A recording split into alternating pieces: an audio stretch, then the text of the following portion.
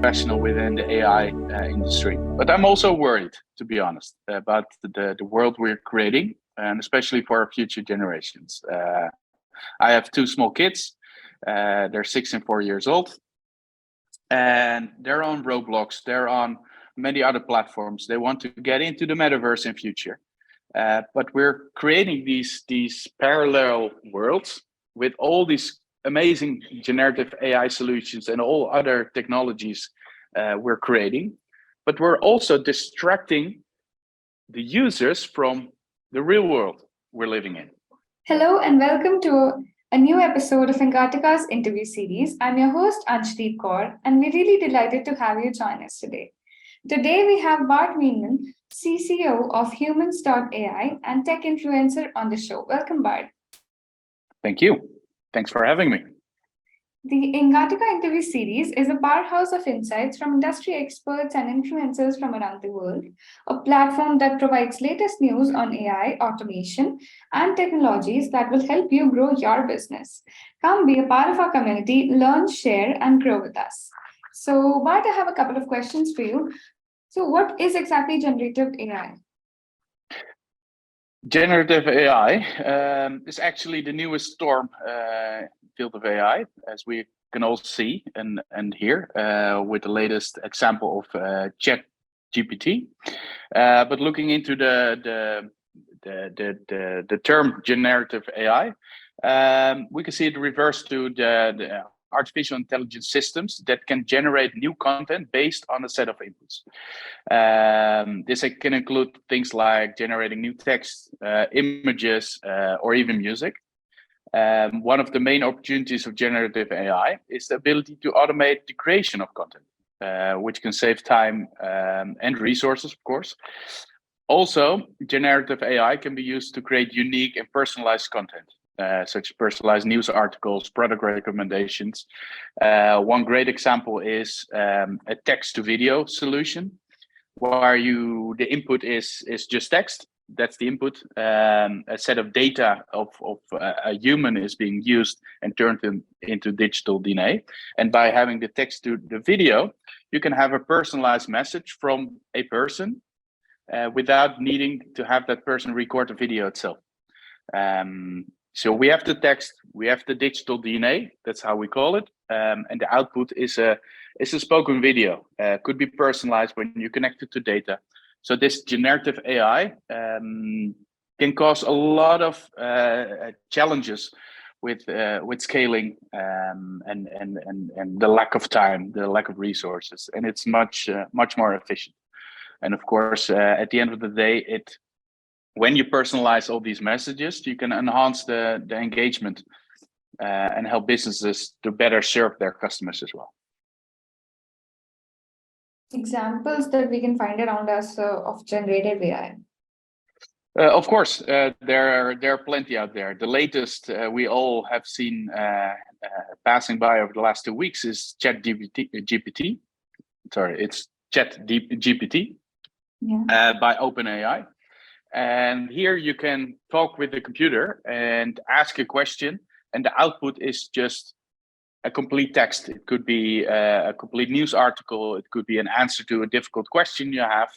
And it takes all its data and based on the data and the learning algorithm behind it, it can answer all your questions. So in a sense, it's a chatbot, which you can also connect with other solutions like video development, video creation. So if you connect it to synthetic media, so synthetic characters, you connect it to ChatGPT, you can ask that person a question.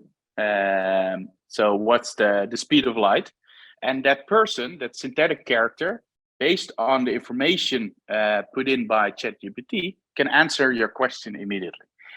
And this is mind-blowing development at the moment, and I believe we're still in the beginning of this AI storm, but it will change a lot of businesses. But besides ChatGPT,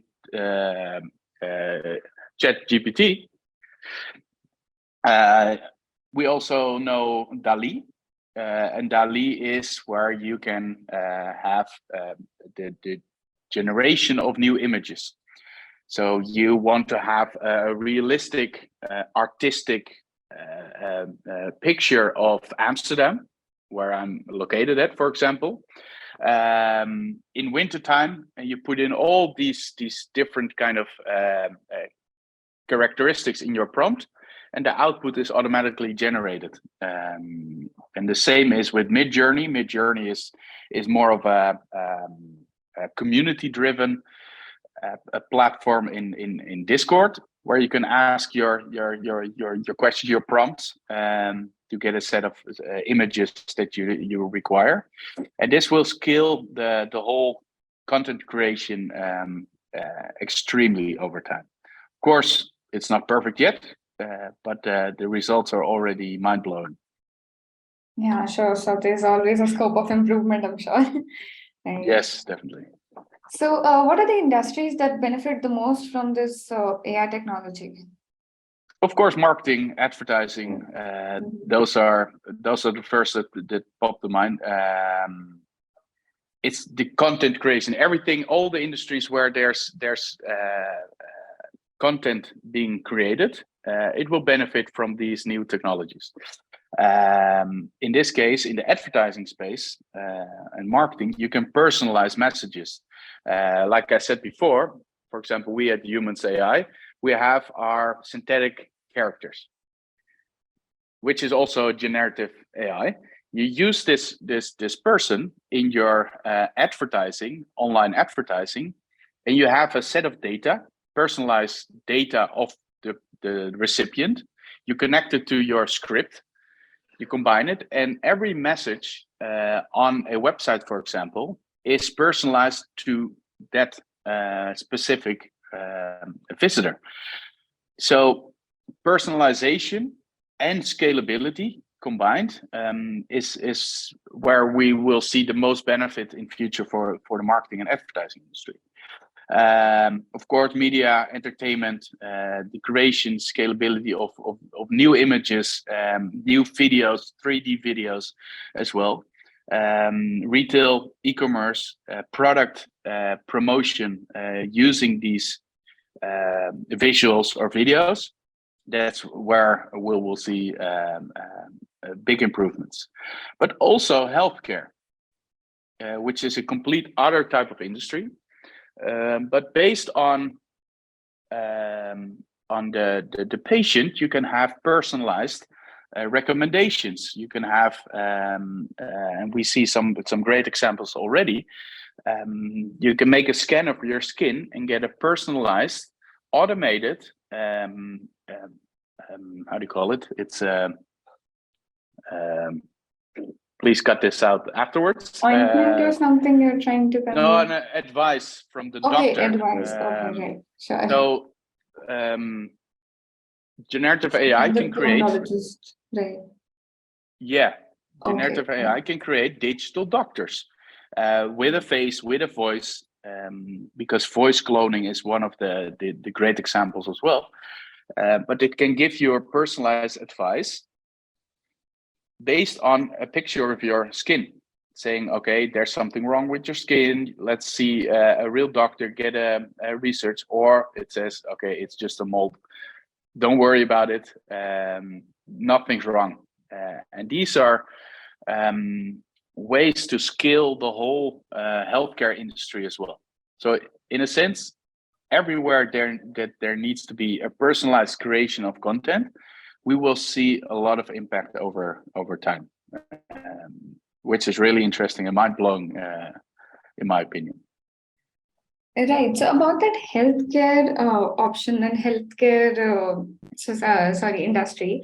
So the advice is generated by AI, or is it like generated by real doctors and then amalgamated with the mixed with that doctor synthetic character, and then the voice is cloned? Yeah, of course. There's a thin line here. Okay. I believe that we're not there yet, but I believe that a lot of standard questions can be answered already.